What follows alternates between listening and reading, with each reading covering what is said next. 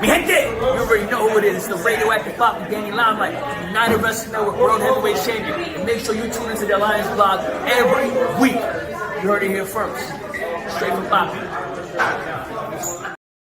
Okay, guys, we're back. Did you miss us? Because we missed you. Rules? There are no rules. What rules? This is a revolution, damn it! You'll hear things you've never heard before. What in the wide, wide world of sports is going on here? Who are those guys? And then there's the other guys. We're the other guys. We're the guys nobody ever bets on. The following program is intended for mature audiences. Ladies and gentlemen, welcome to the show. It's time for the Other Alliance Guys podcast with your hosts, Tim, Dave, and Jeremy. Good morning, good afternoon, and good evening, and what can we tell you? We are the Other Alliance Guys, a presentation of Alliance-Wrestling.com, your number one source for news and information around the National Wrestling Alliance, the United Wrestling Network, and various independents around the world. My name is Tim. I am joined by Championship Wrestling from Jeremy. Stay golden, Pony Boy. How you doing, brother? I am doing. How about you? I am doing well. Probably not as well as our brother in pod, Dave Scooby, fresh off of the Crockett Cup 2025 in Philadelphia. He's tired. How'd it go, Scoob? It went well. Overall, I enjoyed it. Got to see a couple of the other Alliance guys, Jay and Jaden. Also, Chris Drummond was there, and just got to say hi to a couple of the NWA fam that was there, and it was overall a very good experience. Great. Well, that's what we're going to be doing today. We're going to look at a review of the Crockett Cup 2025 at the start of the show, and we'll tell you right before we get into it, spoilers ahead. You can, the show is over. It will be chopped up and put into, as I understand it, episodes of NWA Power. But I'm going to throw it up right here, the spoiler alert. When this is up on the screen, man, it's if you don't want to know who won what, who lost what, maybe tune back in later after Power has been released in like 8 months or so. Oh, that was a shot fired across the bow. It's a slow schedule over at the NWA. But let's just acknowledge you guys here. Willie Bowen, always here first and early. Tyrus and Rolando Freeman, codenames are 0.0 because Rolando Freeman lacks size and wrestling abilities, and Tyrus lacks wrestling abilities but knows how to put away food. There will be no rest for you, Tyrus, and perhaps no rest for you either, Rolando. Not as long as Willie Bowen is in the house. Yeah. Big Chris Dog. What's up, Chris? Chris was at the show. I can report there was no sighting of Rolando at all. But I was looking up and not down, so who knows? But his partner in crime from back in the day, Slade, is with Mike Mondo, and they were pretty impressive. Well, and I'll talk about that a little down the line, but there's some wrestling going on with those guys. That's awesome. You know what happens when Rolando's in the house? Extensive damage to the electrical sockets and baseboards, and that's about it. Well, anyway, Millennial Noob, it's Noob. I haven't seen Noob in forever. Good to see you, Noob. Did well, as we were just saying. Dave was at the Crockett Cup. He enjoyed it, and he'll give us the review in just a sec. Rodsville, check your. I'm trying to think. It's probably your Twitter or your X, whatever they're calling it. I sent some pictures of Markova to you. So, there you go. Got your Markova hookup direct from the source. I was literally feet away from her, and I'm like, click, click, click, click, click. Pause. Come on. Stop. Let me look. Oh, that's awesome. Where are the overlays? Most of them went up, got through. Was that one of them? No. I'll see what I can do in the meantime. But yeah, we're going to look at the Crockett Cup. Jeremy's going to talk about United Wrestling Network Championship Wrestling results. And Dave's going to, why didn't it come through here? But Dave is going to talk about what lessons the NWA might have taken away from Crockett 2025. Can I say something that NWA fans don't want to hear? You, Chris? Don't. Most people who attended didn't come for the cup, and it shows with the walkout. So Dave's going to talk about that. He mentioned it to me before the show on perhaps when some of the crowd started to leave. But I know we wanted to acknowledge JCal, Jeremy. Yes. So in another Discord that we frequent, it was I noticed that one of the other Alliance fam, Lamb, had made comment that most of the major wrestling sites focused on the main events, the Natty match, the heavyweight match, title match, the result of the Crockett Cup itself, kind of didn't really cover the totality of the 8,973 matches that were put on Saturday by Billy and the gang. But JCal ever dedicated to ensuring that the Alliance blog is the number one source for your NWA news and other various promotions, stayed up till 4 o'clock Sunday morning, getting all of the results for the Crockett Cup up onto the Alliance blog. Yeah. And that is dedication. Because then if I saw right, there was a gap, and then he was back on Discord at like 8-ish, around 8-ish. So the man got a couple hours of sleep and then was right back at it. Yeah, 100%. Jay does an amazing job, and he does it just for the love of it, like like all of us do. But it really is the best place to get your NWA reporting from. Yeah. Alliance-wrestling.com. One source.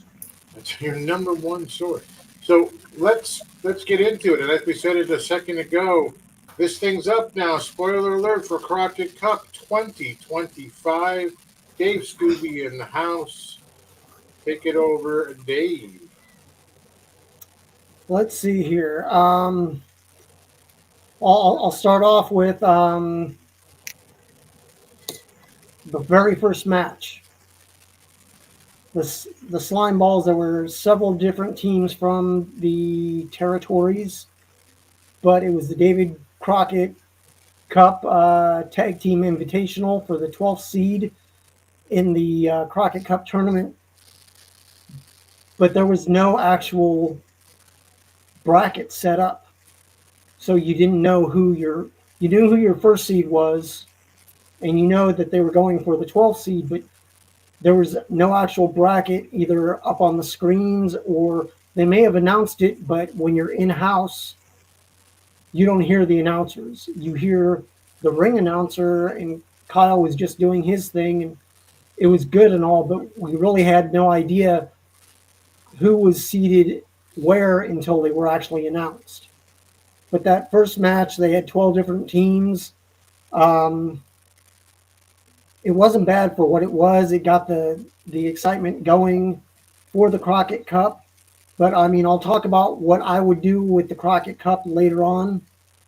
But it was a good start off to the match. And Slime Balls, even though, I mean, people seem to love them. I see why they love them. They're not my favorite team, but the guys have gumption. The guys have something. This is the Battle Royal to start things out, Dave? This was the Battle Royal. There was a Battle Royal. It was the David Crockett Cup Tag Team Invitational. It was a Battle Royal. There was, I think, 9 or 10 teams in there. And if I sorry to interrupt, let me show a few seconds of it, and then get right back to you there.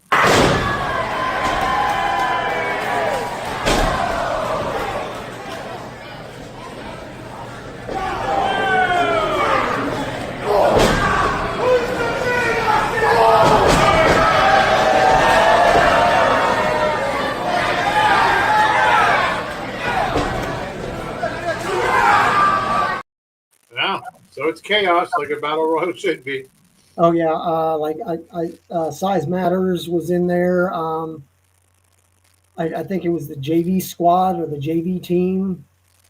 But there were several different teams in there from the territories, and it was a good representation. It got some people that you may see down the line on Power. It got them some TV time. So hopefully it helps everybody, the territories and the NWA. But that battle royal, the Slime Balls ended up winning, and they went right into the first round of the Crockett Cup. And their first match was against Blunt Force Trauma. Now, Blunt Force Trauma comes out with Aaron Stevens, and I mean they're doing their deal back and forth, and I mean they're a very impressive team. But it was one of these things that this was a major upset. The Slime Balls ended up defeating Blunt Force Trauma, and not only did they defeat them, as they were rolling out of the ring, down the aisle comes Tim Storm, aka Baron Von Storm. He gets in there, and I mean, Aaron's arguing with the referee, turns around, and a claw. So Aaron gets put down.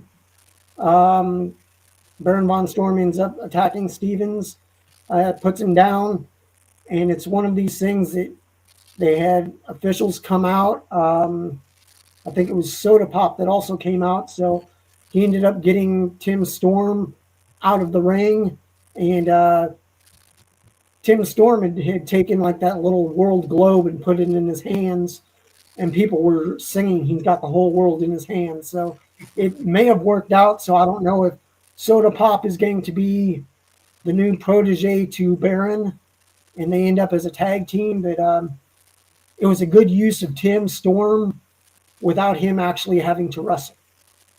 Okay.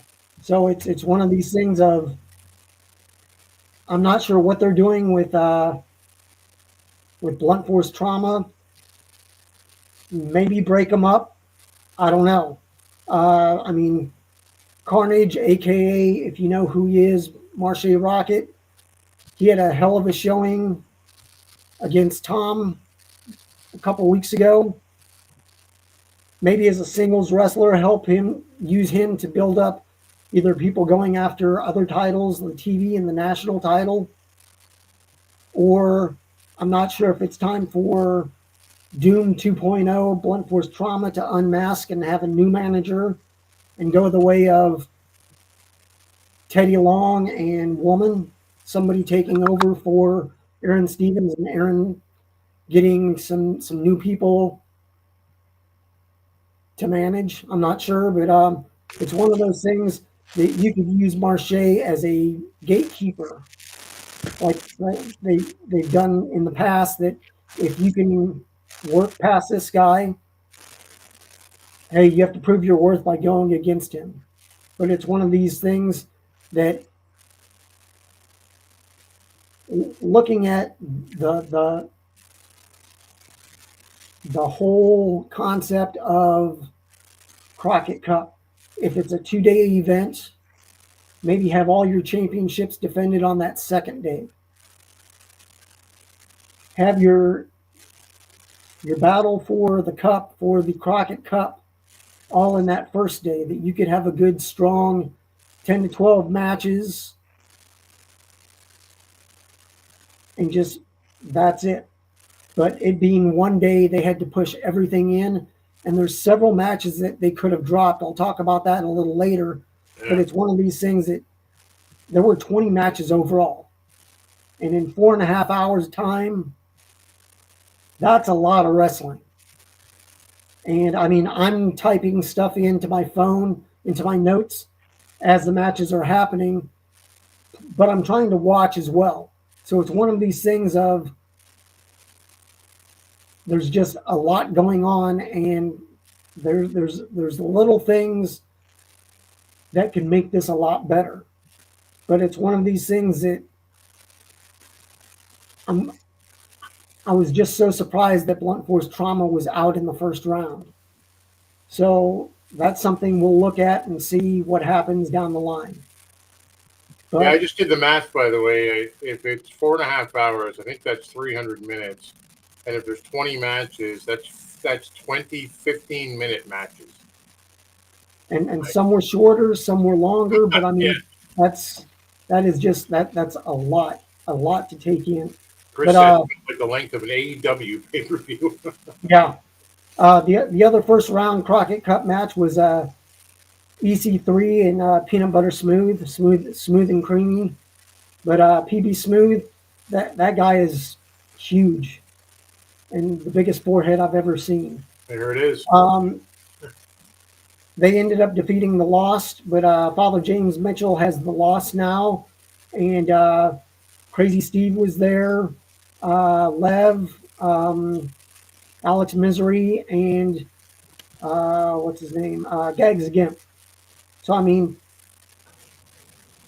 they work well as a underling tag team or group that can go against whoever. And I mean, most of those guys, 2 of the 4 are very established wrestlers. And then you have some guys that are newer to the wrestling, but they have a good future ahead of them. So it's one of those, they have 2 teams that can be used as fodder for tapings or as a proving point of if you're in with Gags, he's been around enough, and people, if you know who he is, he has a very good wrestling record. Not wins and losses, but he knows how people should work. So he can give a thumbs up or a thumbs down to the people in charge of, hey, these guys worked. No, these guys didn't work. So it's one of those things of they had some of these teams, and a long story doesn't have to be told for somebody to be pushed up a ladder. So it's one of those things that Father James has the Lost. They're a new group, quote unquote. So we'll see where they go. But it was good to see EC3 and him putting effort towards bringing somebody along for the ride in PB Smooth. Yep. But there were a couple times when EC3 was going to go do a move, and I mean he ended up getting up on the top turnbuckle, and his legs were a little wobbly. So I'm not sure if it's his workout, his conditioning, but he needs to limit what he does best and just do that and use PB Smooth to do the high impact moves or the monster moves and stuff like that. Right. But it was one of these things of, as Crockett Cup is a tag team event, I think this should have just been tags, but or just tag teams, do the tag team event at the Crockett Cup, and then your main 2 men and women's titles. Everything else sort of gets put on the back burner. Mm-hmm. So it's one of these things of, they ended up doing the TV title. Brian Idol defeated Carson Drake. And unfortunately, now you have to see more of Brian Idol on Power, and I'm not really thrilled about it. But it's one of these things of, we'll see where it goes. It's just, I don't get it. I know he's a quote unquote good soldier for Billy, and he's almost like he's an ambassador for the NWA out in the territories. So I guess they're like, hey, good job, here's the TV title, now go to the territories and defend it. So I mean, we'll see what happens. Now the third match in the first round of the Crockett Cup was Daisy and Talos going against Frank and Zion with Austin Idol. And Idol came out and he was doing his best Fonzie. If you know who Fonzie is from ECW, as soon as I heard the whistle blow, you're hearing a whistle throughout the whole match. And as long as I don't mind hearing the whistle if I don't have to hear Austin Idol talking. So it's one of these things of it was a decent match. Daisy Kill and Talos ended up defeating Frank and Zion. I'm not sure where they're going with that team, but I mean it's strange to see what they presented and how it's going to be presented in the future. That Frank, I would just use him as a monster. Mm-hmm. And I mean, Austin Idol, I don't know if he's important, but if you have guys that don't talk, use him as their manager. That's a cool thing. But it was a decent match. But I'll talk about what happened with Daisy and Talos, what happened with their story down the line. But it did seem that Talos injured his leg or his hip, and I believe it was his left leg or left hip that got injured. So we'll talk about that down the line. But looking and seeing, Jay had said Daisy looks great. Sorry, I just put the picture up finally, but yeah. great shape. Yeah, EC3 and PB Smooth. I wouldn't mind. I mean, keep EC3 in the picture, but keep him in as a tag team. I wouldn't mind seeing them as a regular tag team if it's used to get PB Smooth into the NWA on a constant basis, and also possibly send them out to other territories besides Exodus Pro. They seem to work pretty good as a tag team. So it may not be one of those things of you're not getting overkill of they're shoving EC3 down your throat, but every couple weeks you see him in a tag team match. That's cool with me. But the fourth match in the first round of the Crockett Cup was Mike Mondo and Slade. This was a surprise. They defeated the Country Gentlemen with Joe Kazana. So I'm not sure what's up with them. But I mean, they came out dressed in white with By the Book, and people were chanting KFC the whole night. And I'm just like, cool. I'm like, KFC, yep, that's a good deal. Papa Joe was good. I'm not sure where they're going. Maybe it's time to move on from them as a tag team and push AJ towards the national title. I can buy that, yeah. They didn't look bad, but I was surprised that they lost in the very first round. But I mean, if they're using this to build up a new team of Mondo and Slade, I'm all for it. Rolando's nowhere in the picture, so that's a thumbs up for me. Next, we had the No Limits match with Markova and Kylie Page, and this is one of those matches that I'm like, there's really no story, but it's a No Limits match, and they had the No Limits back when Markova's been through this with Camille at 75. Yeah.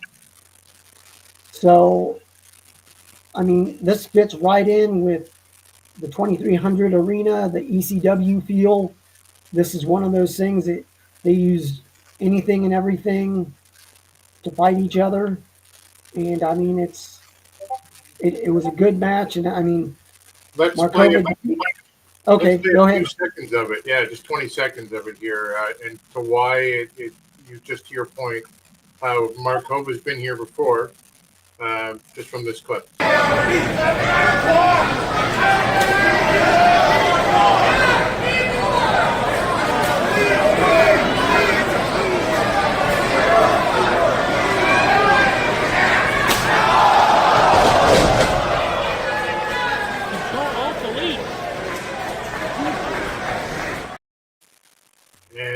Sam, you're laughing.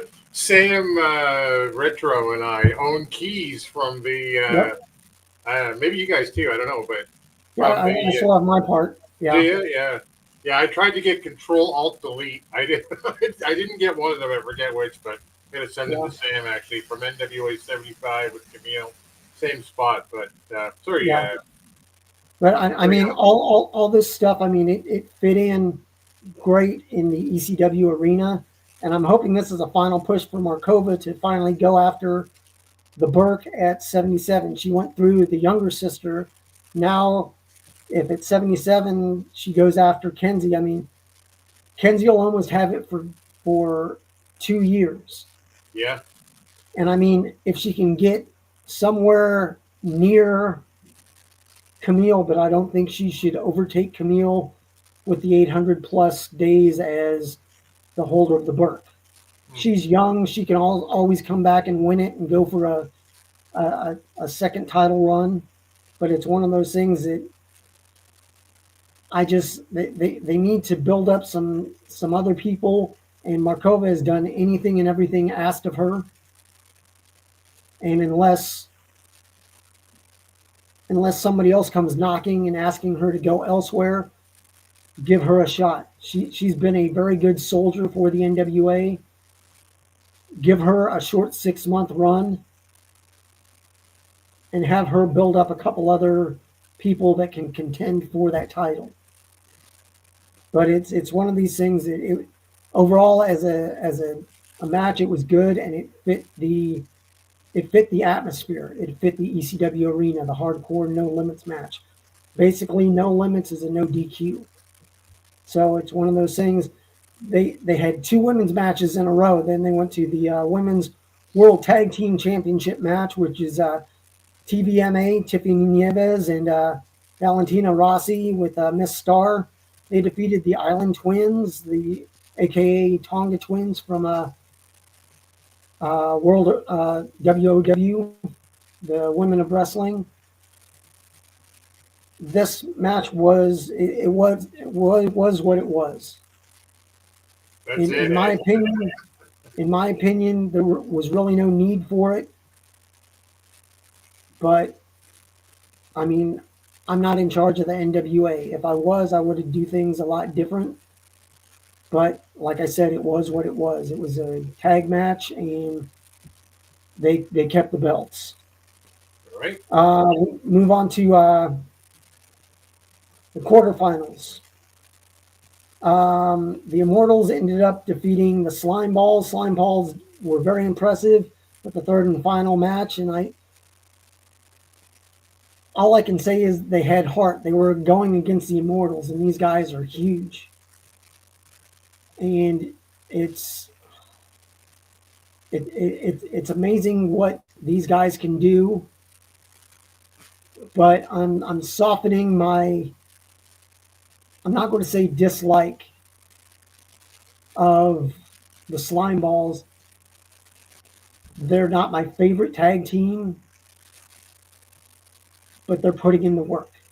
They're doing what it takes, whatever it takes.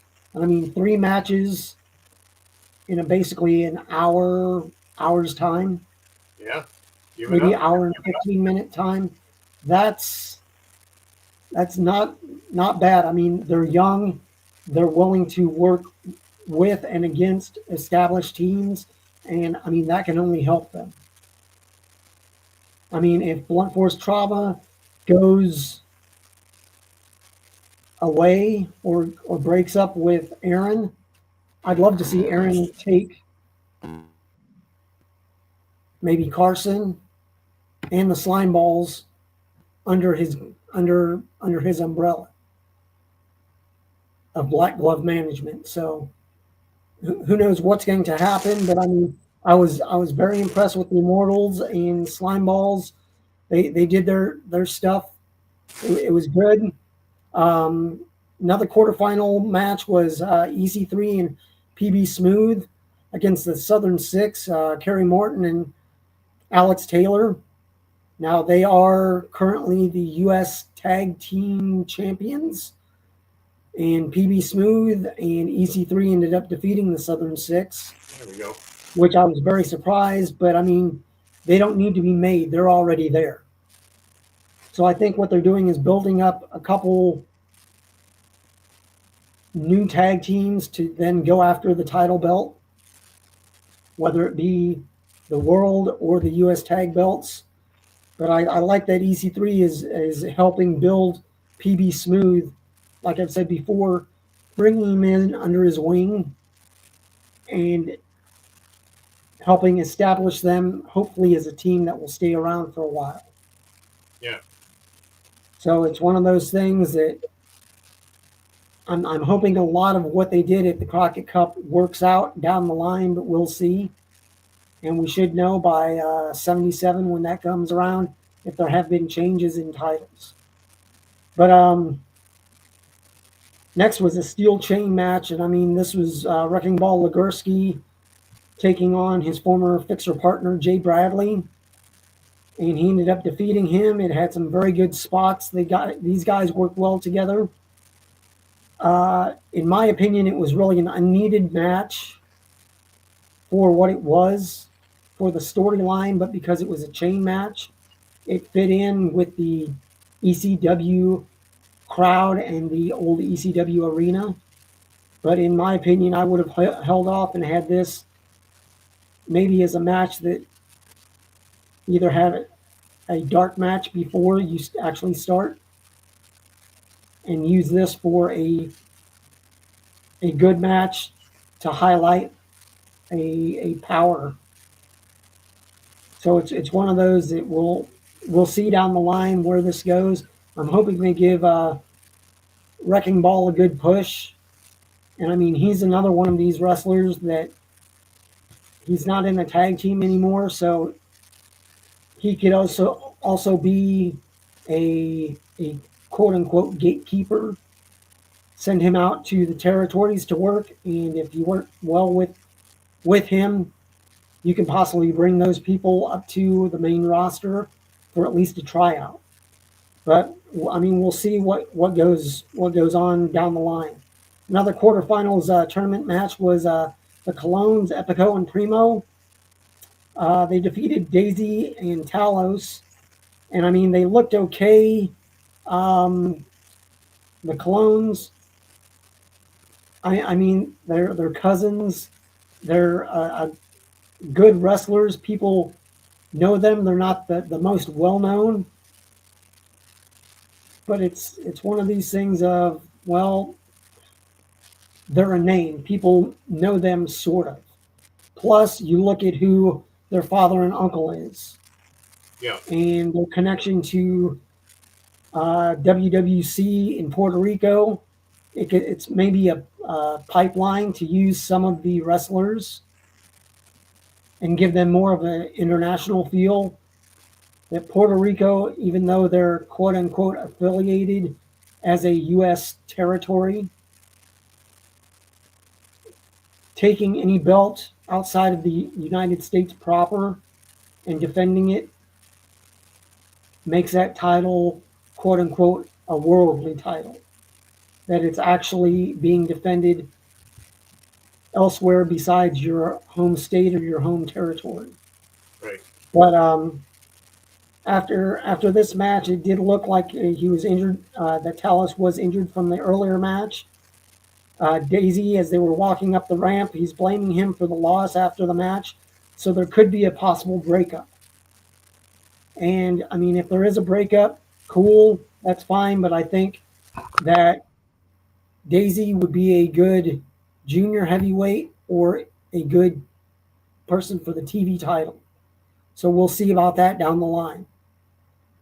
Now, the final quarterfinals tournament match had Murnox going against Mondo and Slade.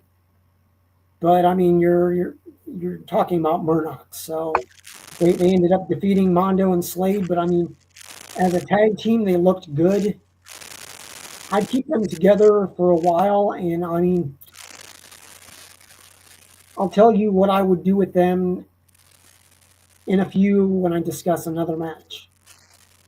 We have the NWA. I'll get it up, though.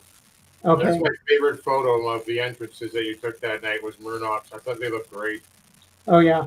The national championship, Mims with Black G's ended up defeating Max the Impaler. And in my opinion, this match really didn't need to happen.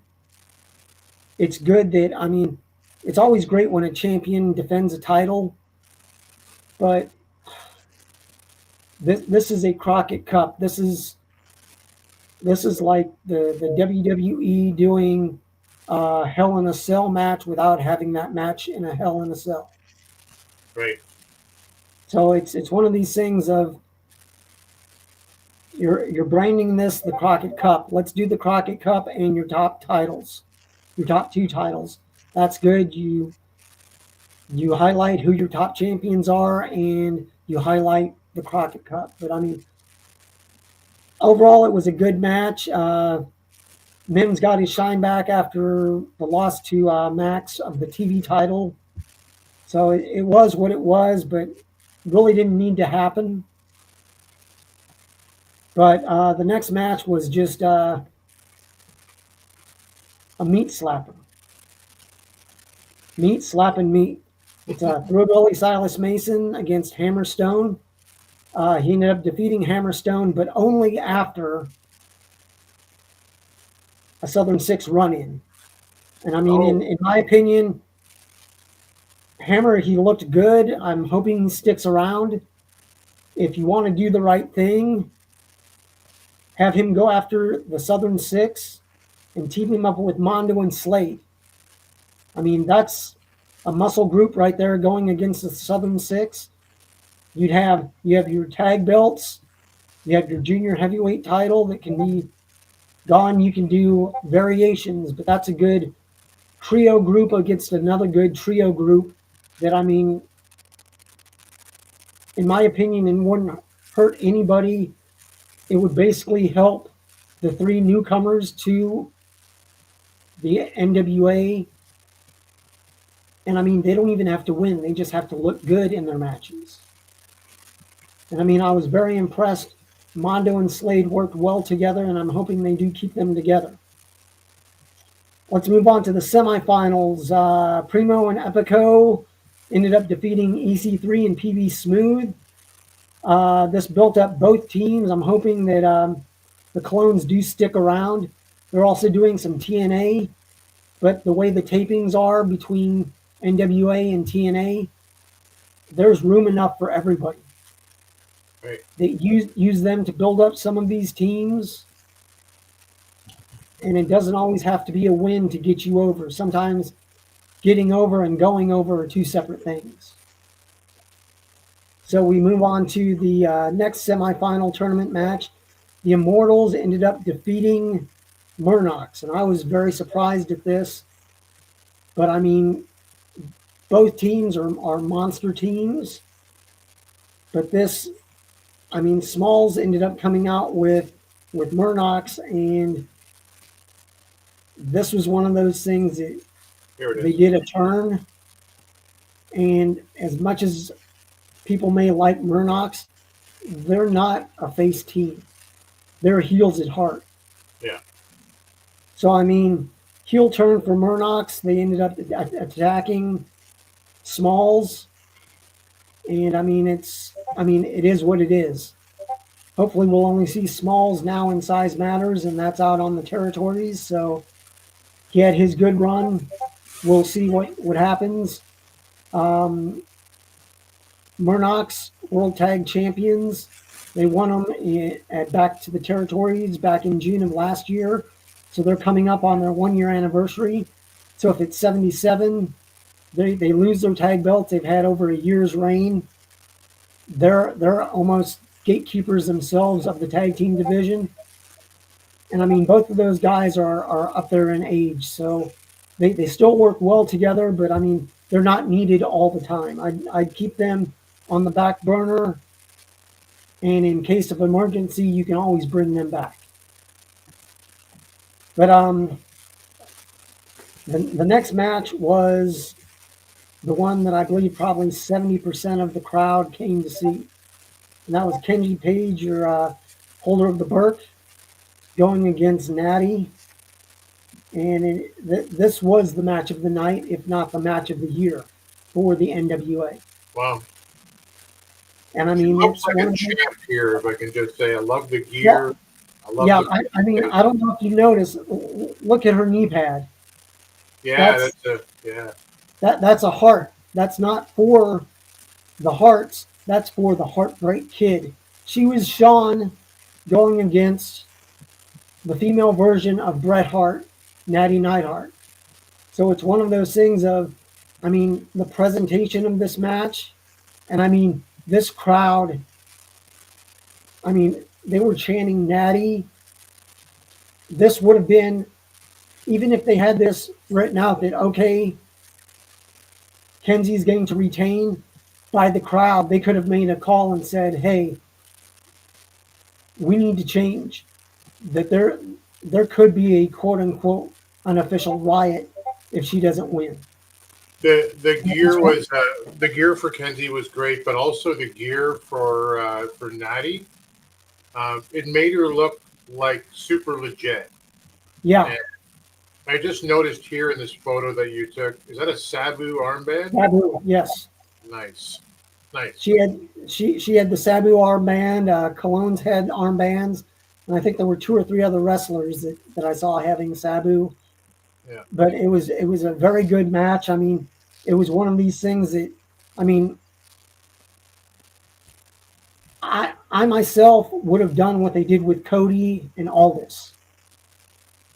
Have your outsider win the belt, hold it for a short while, and then have your champion or former champion regain the belt. Mm-hmm. That if they could have held off on Natty losing the belt, if she would have won, have her hold it till 77, then have Kenzie come back and win the title. It does her no harm in losing. She's a legit wrestler. And if this was a scouting for WWE ID or NXT or something affiliated with the NWA, or with the NWA being affiliated with WWE, I mean, it's one of those things that I don't think Natty would have anything bad to say. It was a good match, and I think the roof would have been blown off the ECW arena if Natty would have won. So it's one of those things that I'm like, I know you want to protect your titles and your wrestlers, but there's a time and place. You did it with Cody. Things worked out there. It would have gotten hundreds and thousands of more eyes on the NWA. Yeah. And I don't know how long that Natty's going to be doing her out on the Indies run, her Natty run, her unofficial, I'm a WWE superstar, but now I'm a badass. Yeah. Her Natty Neidhart run. Yeah. Yeah, her Natty Neidhart run. But the next match was the triple Dave, threat. Before you go on, sorry to cut you off. I noticed on the fan cam footage that is up on the Alliance YouTube channel right now, that at the end of the match, I know we're not going into details, but at the end of the match, it looked like Natty shoved somebody in the crowd. Was there something further? Yes. Complete work. Okay. I couldn't see who it was or what it was. There's a guy wearing a Kenzie shirt. There's a picture of him and Natty from before the matches started. I don't know if it's personal friend or a friend that they did, but it was one of those things that I'm like, well, if security didn't go after him, and it's one of those that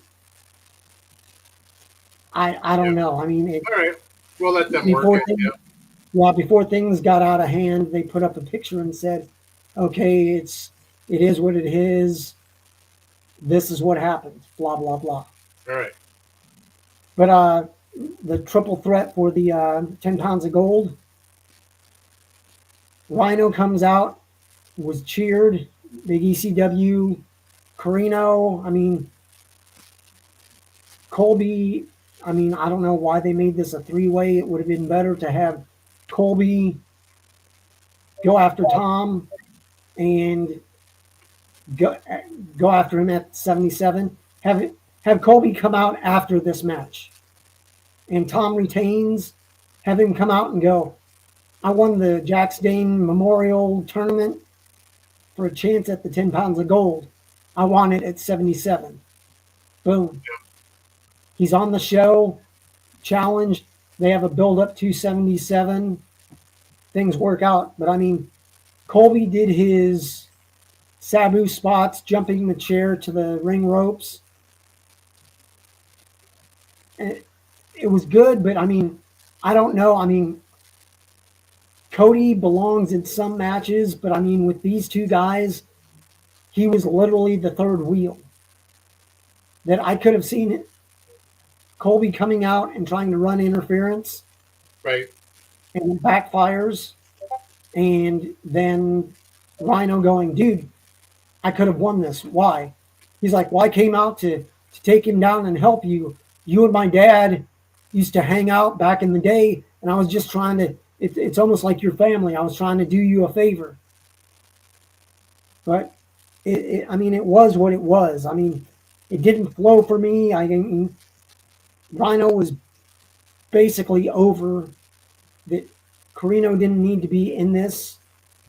And, I mean, Tom was the heel.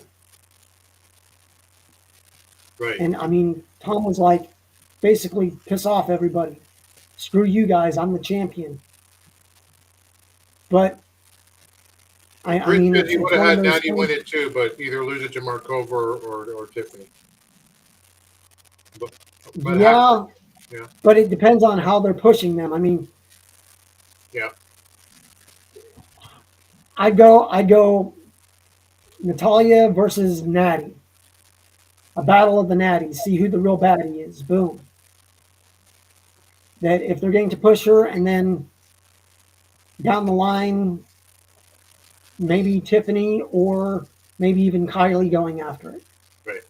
But I mean, it is what it is. We'll see what happens.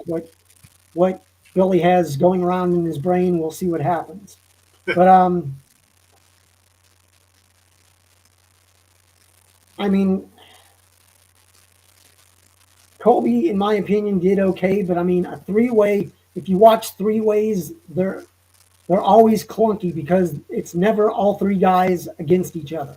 Yep. So it's one of those things that, I mean, it was what it was. I got to see Tom wrestle. I've seen Rhino wrestle before, but it's always a pleasure seeing him. And I mean, that man's either 49 or 50, but I mean, he could still go. And it's amazing what magic can happen in a ring just because of location. That, I mean, Rhino isn't one of these, oh, I'm a technical wrestler, I can do this, and I'm a man of 1,000 holds. No, he's just, I can do these power moves, and then I gore the hell out of you and pin you. That's right. That guy is just, I mean, he's super thick everywhere. Oh, his pinkies are even thick. He's just a huge guy. He's not tall. He's just wide and massive. But it's one of those things of, this didn't click for me, although I like all three wrestlers up to a point. I think it would have been better just a one-on-one match. But we finally get to the Crockett Cup finals. But let me say, like Chris said, after the Natty match and Natty and Kenzie match, I'd say maybe a fourth or a third of the crowd moved and left. But they were there to see the one thing, that they're either wrestling fans that, oh, I like what Natty's doing and I'll watch this, but they're not diehard NWA fans. So the Crockett Cup really doesn't mean that much to them, and the 10 pounds of gold doesn't mean that much to them. But your Crockett Cup finals match was Immortals. They ended up defeating the Colognes, and I hope the Immortals are finally able to get the tag titles away from Murnochs. They've had a good run, but now you have your quote-unquote heels in Murnochs, and I mean, they won them from BFT and back to the territories back in June of 24. Yep. So they've had it for almost a year. So I mean, the Immortals' babyface works. I mean, the pumping of the arms and the ow. They had them. They had that crowd going. And I mean, some of the crap that Kratos does. I mean, he does that head kick and just the flip. Oh my God! I'm just like, people his size shouldn't be able to do half the stuff he does. But I mean, I'd give the Immortals. I mean, they're the champions of the Crockett Cup, the Crockett Cup winners.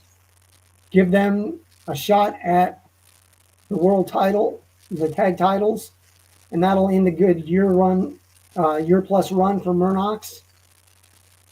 And then you have a new tag team champions that are baby faces and can go against all these others that most of the tag teams in the NWA are not baby faces.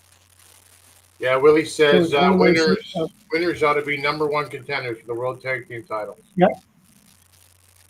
And I mean, it's storyline wise, it was good. They built up the Immortals. It was, to me, it was a long night. You had 20 matches. They could have cut easily 3 or 4 of them out, and I mean, excuse me, I would have dropped the TV title match that they had. Or, I'm not sure, I mean, they're using this as a taping, but they could have done some of these matches before, quote unquote, as dark matches before the official Crockett Cup started, where you have all your Crockett Cup matches, then your women's title match, then your men's title match. Yeah. But it's one of those that if it was 2 nights, they could have done it differently. But you definitely got your money's worth of matches through the night. But I mean, the national title match, the TV title match, the women tag title match, and maybe even a Wrecking Ball and Bradley Jay's chain match, they could have been deleted. They could have been taken off the card or delete. I myself would have probably done those as dark matches. Have some matches to get. Oh, I'm sorry. Have some matches to get them up. And then, are you guys ready? Let's go. We're doing the Crockett Cup. That way you have a good 3 to 4 weeks of just Crockett Cup action, and you don't have to worry about title matches besides your 2 top titles. I agree. I just wanted to break in. I'll put WrestleLove's 2 comments up in a second, but I'll put that at the end just for timing. What'd you give the Crockett Cup overall? I know you said it was long, but had its good points. And I'd probably give it a 7.5. Okay. I mean, it entertains me. It's one of those things that if you're not into tag team wrestling, you probably won't enjoy it. But they told a good story with all the matches. There were several teams that I was surprised that they didn't go further. But they're using Crockett Cup as a building process to give lesser teams some shine. That the slime balls may not like them, but I'm starting to enjoy them. Right. I'm enjoying their matches. These guys, they wrestled 3 matches, like I said, in just over an hour's time. Bravo. I'll give them a thumbs up. Mm-hmm. So it's one of those things of,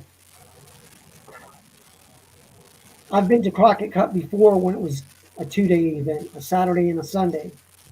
I'd have just the tag tournament plus if you're just going to have one day, like I said, do the tag tournament plus the 10 pounds of gold and the Burke defenses. All other title defenses get put on hold if it's just a 1-day event. If they ever go back to 2 nights, do Crockett Cup, up to the finals. Then the second day, you do the finals plus all your all your titles defended. Willie wants to know who won. We already been through that. Yeah, the Immortals. Immortals ended up winning. Colognes looked good in their matches, but it's one of those things that they could have won, but I think they're giving it to a NWA team that is strictly NWA and not floating back and forth. But overall, I enjoyed what the Clones did, but that third match, they shifted it into high gear. Chris says that for him it was a strong 6, but the same thing you mentioned, too many meaningless matches, taking up time there in the middle. I would be remiss not to put up Russell Lowell's comments here. As inflammatory as some of them might be to the NWA, but here you go. Personally, he says, I feel as though this year's Crockett Cup should have been a pay-per-view, though the NWA is too cowardly not to stream the Crockett Cup on their YouTube channel. I think that's a presumptive anyway. Well, I mean, we're talking about what we would do. Yeah.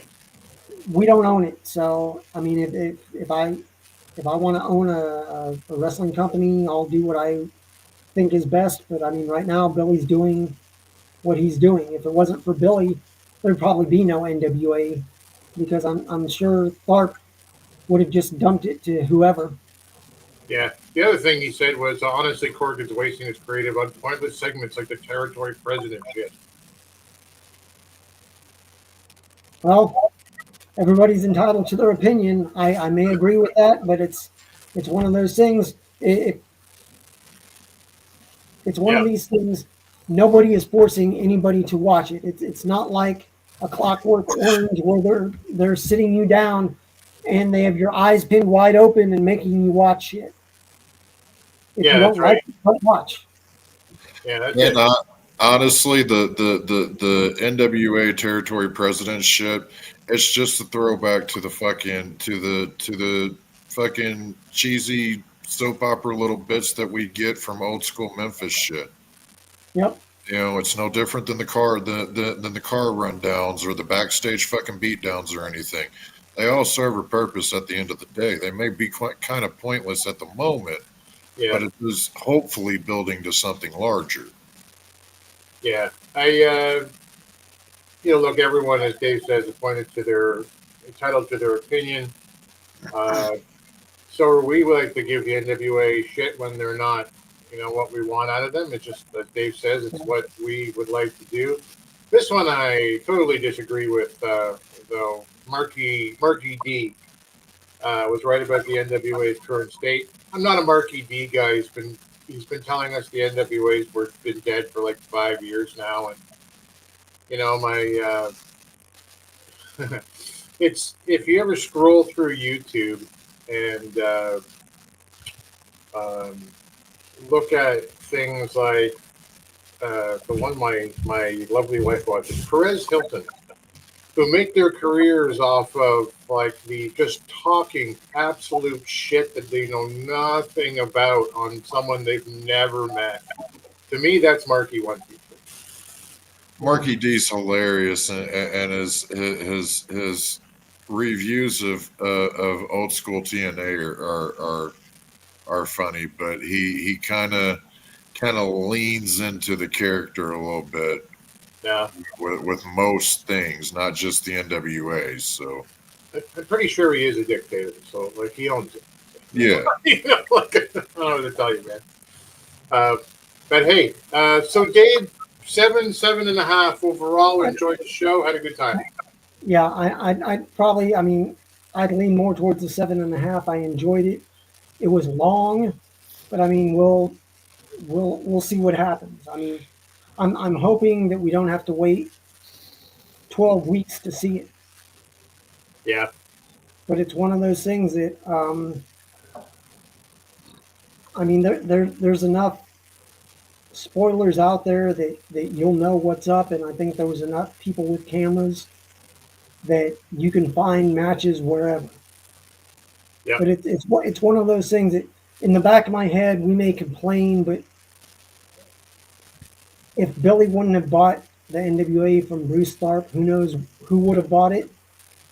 And today, right now, there'd probably be 100+ wrestlers, producers, people that work behind the scenes that would not have a job, at least with the NWA. That they may be wrestling elsewhere. But I mean, I'm happy just for the people I am able to see. Who knows? Tom Latimer may have never won a title again. Camille would have never held the Burke and would have never moved on to AEW, even though they fumbled her in AEW.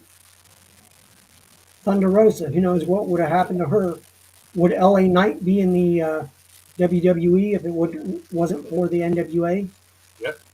What about Ricky Starks, Eddie Kingston? Anybody that's moved on from the NWA onward and upward, who knows? Yeah, Aldis you got would never be the general manager or possibly wrestling down the line. Who knows? So we may not like what Billy's doing, but at least he's doing something. Honestly, Russell Lowe says early Kurgan NWA was good. So that's like 2019, 2020 stuff, right before I would agree with that.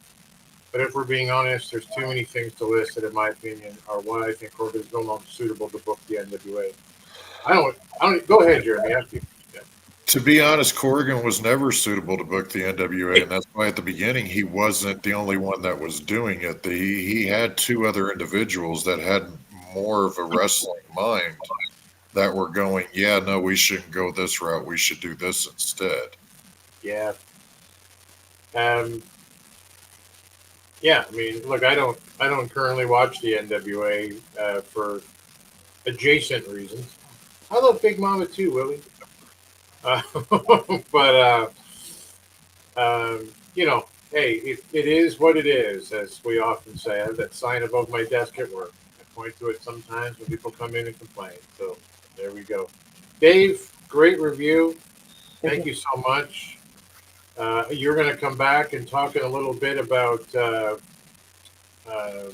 what you would, or what the NWA would maybe learn from Crockett Cup 2025 and to help grow, which I certainly related. Let's move over then to a segment we call Championship Wrestling from Jeremy. Attention everyone, one. School is in session. Oh boy, is this great! Let me talk to you. Let's get down to the nitty-gritty. It's time for Championship Wrestling from Jeremy. Fucking nitty-gritty. Nitty-gritty. Yeah, speaking of some of those minds that were there in the early days of the NWA, the UWN is certainly related to one of those particular minds, right? Mr. Marquez. So yes. So listen, what's going on in Championship Wrestling in the UWN? Well, we started out. We had Christian Cole and Todd Keneally on commentary. We were once again at the lovely Irvine Improv. People sitting ringside having dinner. Big smiles, big drinks, big burgers. I hear too. We started off with Jordan Oasis and Matthias. Oasis is a WWE ID guy, and that's a good tag for him. He's got something. He's comfortable in this persona of the global nomad.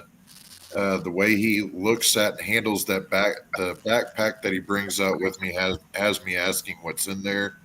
And apparently, at the end of the match, he was opening it, but then it cut to commercial, I think. So hopefully, at some point, I'll get to find out. Maybe I'll just ask Jake Cal to spoil it for me behind closed doors in the Discord. There you go. But he was supposed to have a match with EJ Sparks, our UWN Heritage Champion, but due to injury, we were getting Matthias for Jordan's opponent. Matthias, we got to see in action last week against Maximilian, who does have a match later on. The commentary made mention of the match putting Matthias over by saying he gave Maxie a run for his money. Okay. I appreciate commentary, putting the guy over because he has something there. Another one that he has something, but he in no way, shape, or form gave fucking Maximilian a run for his money last week. That was like barely a 2-minute squasher almost. So, but we did get to see more of what Matthias brings to the table this week as bell to bell. This match went 15 minutes long, and they kept it high energy those 15 minutes. Matthias had a solid start, looking strong, showcasing his moveset, which is a nice mix of power, technical, and martial arts. Oasis also brought a nice mix of styles to this match with a mix of power moves, martial arts, and I learned Lucha as he started training in that style originally with the likes of Ultimo Dragon. Commentary stated that after he pulled off a cannonball over the top rope. This guy is 6 foot. I looked it up. He is 6'4". He's billed at 6'4", 240 plus pounds, and very graceful with that cannonball over the top. And when he landed, it wasn't a clean landing. He did land and caught himself. 1 foot came off of the ring apron. But at that size, that's exactly how that should have happened. He shouldn't have landed clean. That's too big of a man to be landing clean like that. Yeah. But it was I was very impressed by that. It didn't have to be put into it, but the way that Matthias was set up, it worked perfect, and it made complete sense. And again, it got to highlight a little bit more of why Oasis has that ID tag. The guy has it, Matthias put up a valiant effort, coming real close to a pinfall at one point.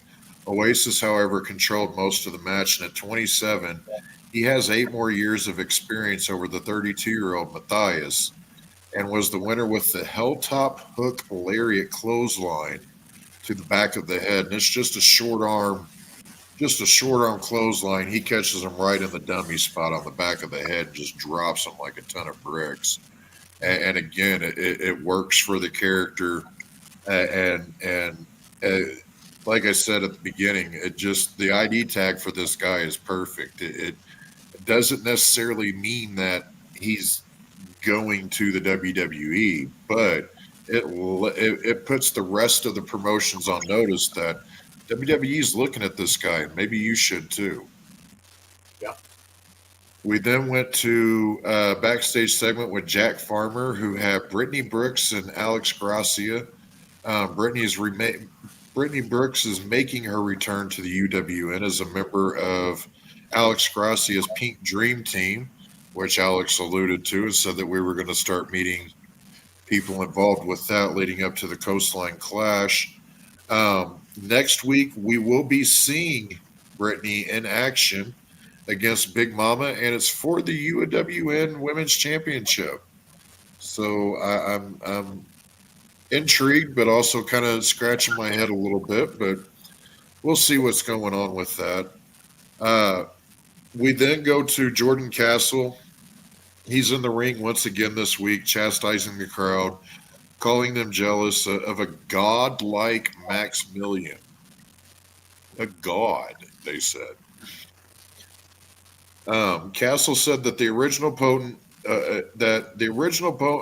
that they had booked didn't even show up, and he feels sorry for whomever they find as a replacement. Maximilian comes out, and we are then introduced to his latest prey. His name was Hex. He is a graduate of the New Japan Dojo there on the West Coast. Far outsized in this match. This was another decisive win for Max as he slid into that Max Factor submission, and I liked the setup for it and how he went and started to go into it. And he did kind of change it up a little bit this week, not for the better, though. It looks even less effective now than it did last week. So really needs to tighten that shit up. I'm a fan of a chokehold. So, and I know quite a few various ways to slide one in and slip it on somebody, and that just ain't it, pal. We then go back to Jack Farmer, and he announced that Nico Marquez has made next week's match against Kenny King and Scorpio Sky a number one contenders match for the UWN World Championship, which I kind of thought it already was, but I forget a lot of things. I think that's what you said last week it was going to be, right? Yeah. Yeah. Yeah, so it there's some continuity going on here a little bit, but then Kenny slides into frame and delivered a fired up promo highlighting how at nearly every stop along his long 20-plus year road, one constant has always been Scorpio Sky, and neither has ever been able to achieve that edge, showing everyone that one is better than the other. He tells Scorpio that everyone knows Kenny King hasn't lost a step, but the same can't be said for Scorpio because no one has seen Scorpio in action in a while, and SCU is no longer looked at as the fun frat house of wrestling that can go. They're looked at as a retirement home of dorks. He then went on. Yeah. Sorry, go ahead. I mean, outside of Kazarian and Scorpio Sky, excluding those two members, you won't hear me say anything different. Christopher Daniels is a fucking dork. I fucking said it, you bald shit. Fuck you fucking dork. Fucking Kiko Man or whatever the fuck you went by there for a minute. Curry Man, that's what it was. You fucking Mark. My bad. Fucking Mark. He then went on to say Scorpio Sky should keep his ass at home. And if he does show up, he'll get dragged from Irvine to Redondo Beach. Scorpio then steps into frame and tells Kenny, "You're going to say all that about me, and I'm standing right over here," which I fucking loved. I love that. That little touch right there.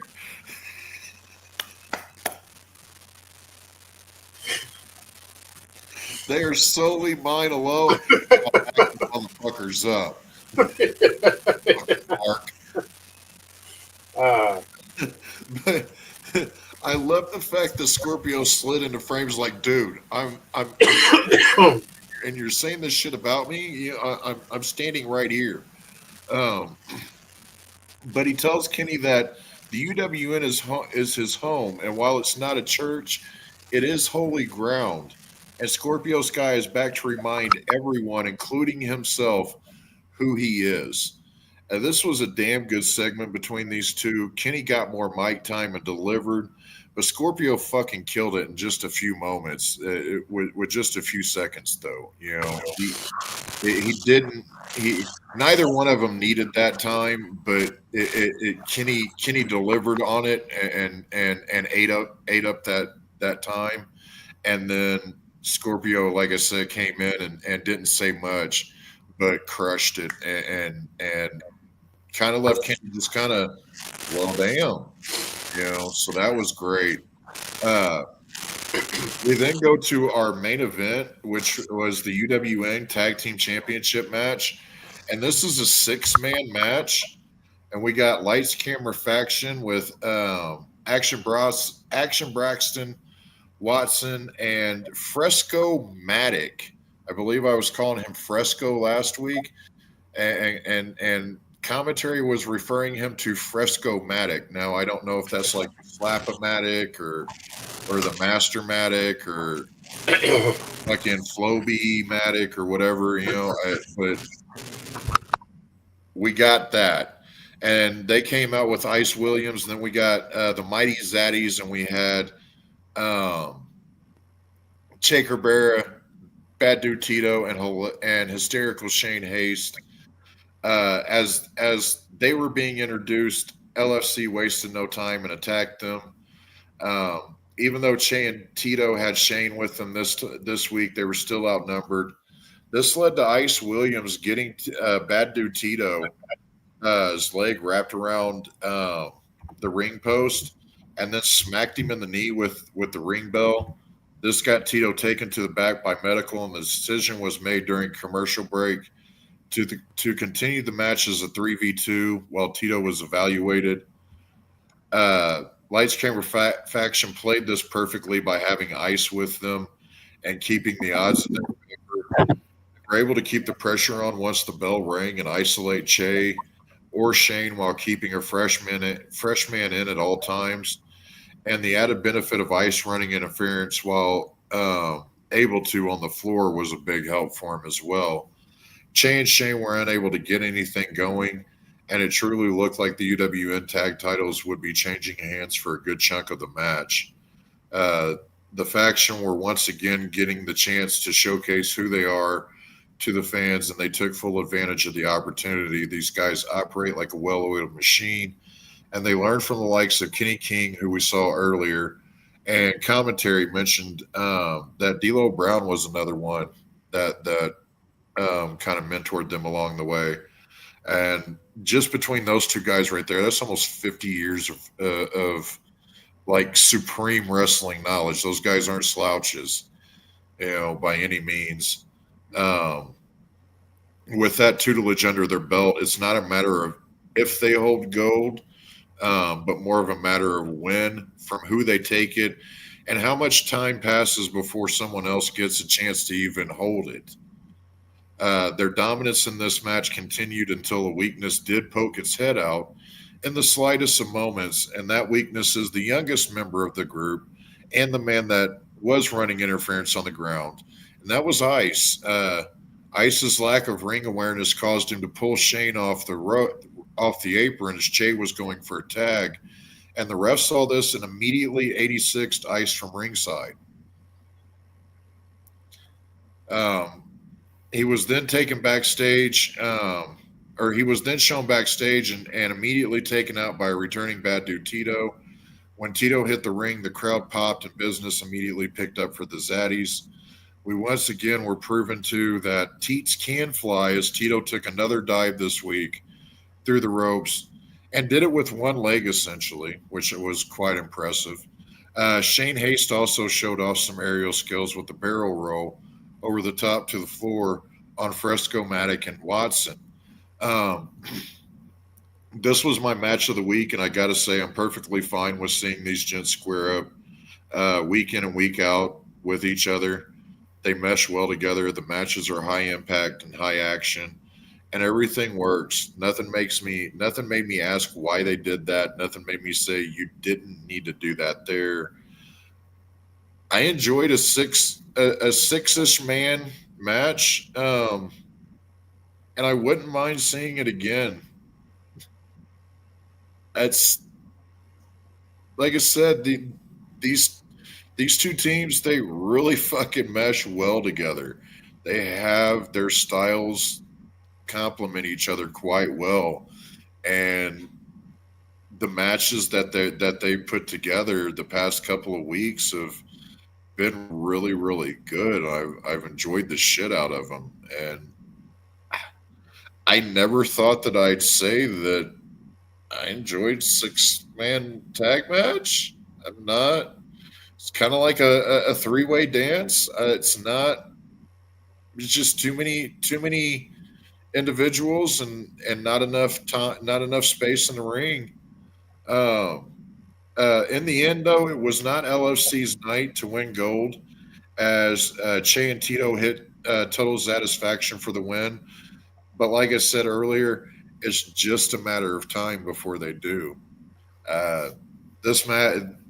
The episode, again, we got about 55, 56 minutes, I think, beginning to end. and it went from beginning to end. Everything fired on all cylinders. There were a couple of head scratcher moments, like why is Brittany coming back and immediately getting a shot at the title? But it is what it is. Because wrestling. Because wrestling. If you're not watching the UWN and all of its affiliated products, you're like me because I'm not watching Memphis either at the moment. I have seen a couple of posts where some people are enjoying it, so I may check it out next week if I've got time to and I think about it, and then give an update. But if you're not watching the UWN, may Bad Dude Tito slap teats all over you. Russell Wells asked, what are your thoughts on the New York branch of the UWN? We talked about it briefly last week. I love the idea. I don't know. I don't know if it's been talked about, but the NWA has been added to the Fast channel, or is going to be added to the Fast channel on Roku. Yes. I honestly would love to see Dave be able to take Championship Wrestling and Championship Wrestling from New York, combine the two, not combine the two rosters, but take the two shows, offer them back to back, and be able to offer that up to a channel, streaming platform, what have you. Yeah. And because at the end of the day, regardless of the gates that the WWE is pulling right now and the record attendance that they're showing, regardless of how bad the ratings may be for AEW or how great they could be according to Dave Meltzer, regardless of what Billy and his Rockstar Mind is doing in the NWA, nobody does wrestling production better than Dave Marquez. Nobody. You're not going to find anyone that does it better, makes it look better. They're at a fucking comedy club surrounded by booths, and it looks great. It's not a huge venue or anything, but Dave makes it work. He fills the space out. He makes it work. He keeps the focus on the ring and the action that's going on in there. And he does it better than anybody else. I agree. That should be seen by everybody. Best looking television on television. I dig it. I agree.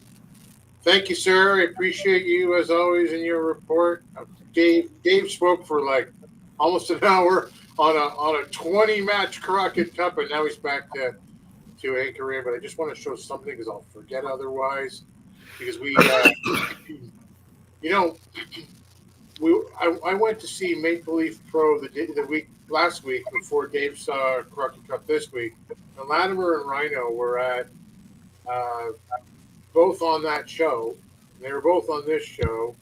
And I think it was you, Dave, who said, like, Rhino ought to come out and spear Latimer during that match. And I thought, of course. It would have tied it in so much nicely, but it made me think of Maple Leaf Pro. And I'm going to see if I can convince my wife to go to this one right here. MLP Resurrection, the 5th of July at the Colisée de Laval, Montreal, Quebec. That's about the full extent of my French right there. But if you see on the poster there, you got Tom Latimer, your world's heavyweight champion. You got Giselle Shaw, the new inaugural MLP women's champion. Jason Alexander, excuse me. Jason Alexander, that'd be hilarious. Josh Alexander, the walking weapon, as your MLP champion with PCO, who's so over in Montreal, you have no idea. It's crazy. And the Good Brothers there. So maybe we'll roll over to that and see if we can join Montreal. That'll be. It's about a 5-hour drive for me. But if we make a weekend out of it, that might be all right. But in the meantime, back to tell us about what the NWA ought to learn from the Crockett Cup. It's Dave Scooby in a segment we call I Respect You, Booker Man.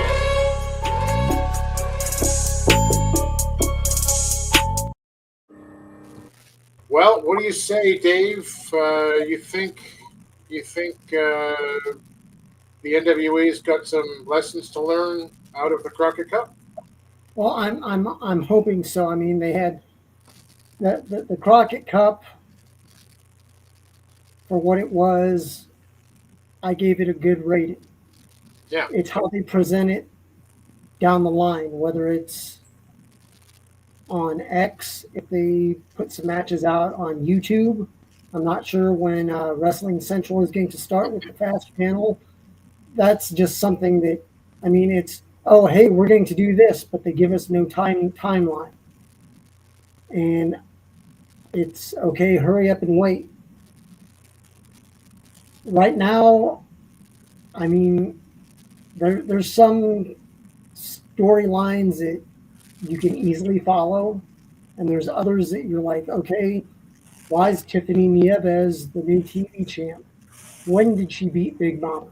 Well, she beat her back in February, but they're just announcing it now. If you have to go online and look, and I'm not against spoilers, but it's one of those things of, if something happens, let's say Natty would have won the Burke. There's no way you're keeping that quiet. You put that out the next day on YouTube.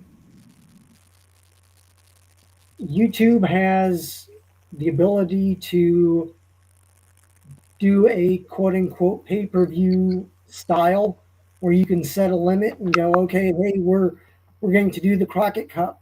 If you'd like to watch it, they're filming it already. They just need to link up with the satellite for their YouTube and show it on their YouTube channel. And if you want it, you click a certain button and pay $7.99, $9.99, whatever. I'm sure they could give it a shot and see what your return on investment is.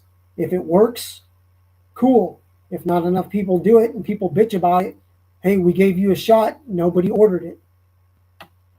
So they need to take some chances now.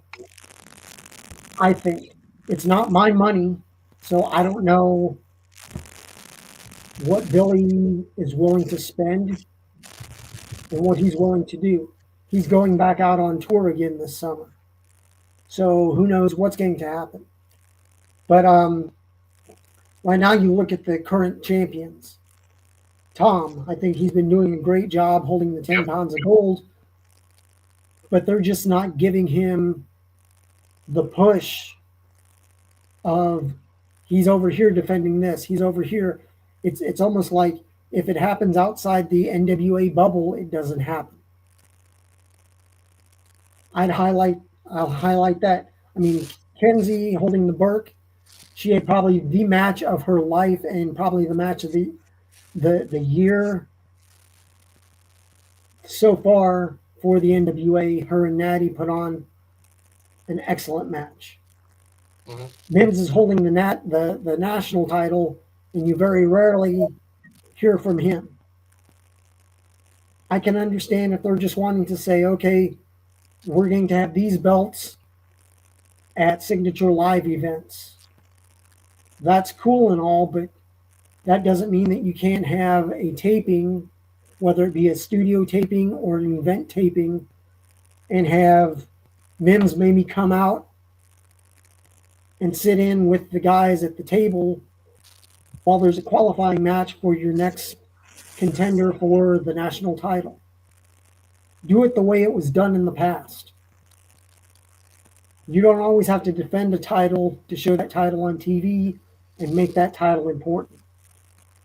I mean, your world tags, Murdoch's, it may be time for a change, and we'll see down the line if the Immortals get that done. But I mean, those guys, you don't have to have on TV all the time.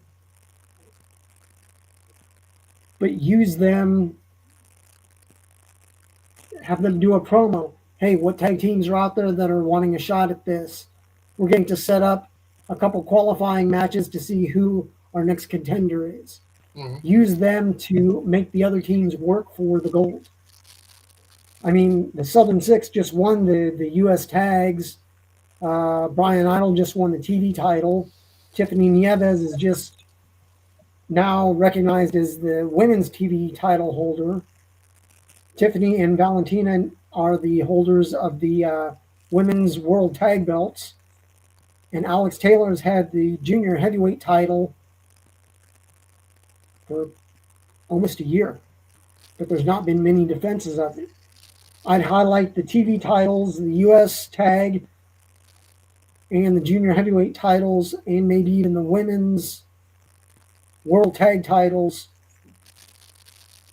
to use that for power. Whether you do tapings or actually have signature live events, have, like I said, qualifying matches for a few weeks followed by a title defense. Right.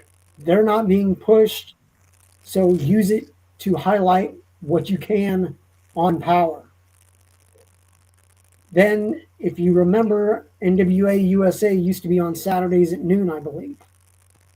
That's right. You already own that. You can show it on YouTube and use NWA USA as a highlight show for the territories. Show a territory match. Hey, we have a Plunkies over at Crossfire. He's defending the belt against Jim Bob, whoever. Use a highlight show for your territories. You have enough territories now that if Brian Idle, who is now your TV champ, is out there, hey, here's our now TV champ over in Albuquerque for Duke City. He had a match. Let's show you the highlights. It doesn't have to be the whole match. Use USA as a 30-minute highlight show, highlighting your territories, and use, who is it? Alyssa. She's the new girl in the NWA.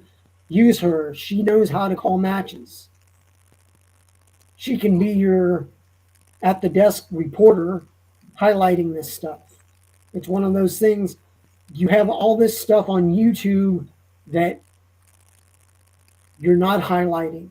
Highlight it, and then they may want to check out other Crossfire. They may want to check out other shows from Joe Kazana Promotions. They may want to check out Exodus Pro. That if you don't give them something short that they can look onto, do some shorts on the NWA channel. They're no longer doing their Monday night show, so why not? I mean, either have Alyssa take over and they restart that Monday night show, or use the NWA USA as a territory highlight show. There's so many things that can be done just to highlight your programming. It seems like their shows that they're having are getting a good response. The last two shows that they've done at the ECW arena are good. They've had, Pat Kenny, a.k.a. Simon Diamond, Jazz, the Blue Meanie. They came out this last time when they did a tribute to Sabu. But, once a year, why not once a year do the ECW arena, get your former talents that were in ECW and highlight them before they're gone. Right. Bring in Alonzo. Bring in Sandman. Yeah. Jazz was there and she doesn't even work for the company even anymore. She's with TNA now. But bring in whoever's still available. As much as I don't like the Blue Meanie, he has a following when you're in Philadelphia. Do a tribute show to the Extreme. Hey, we're doing a ECW arena tribute show, and bring in a couple of these people Give them their flowers while they're still around. Right.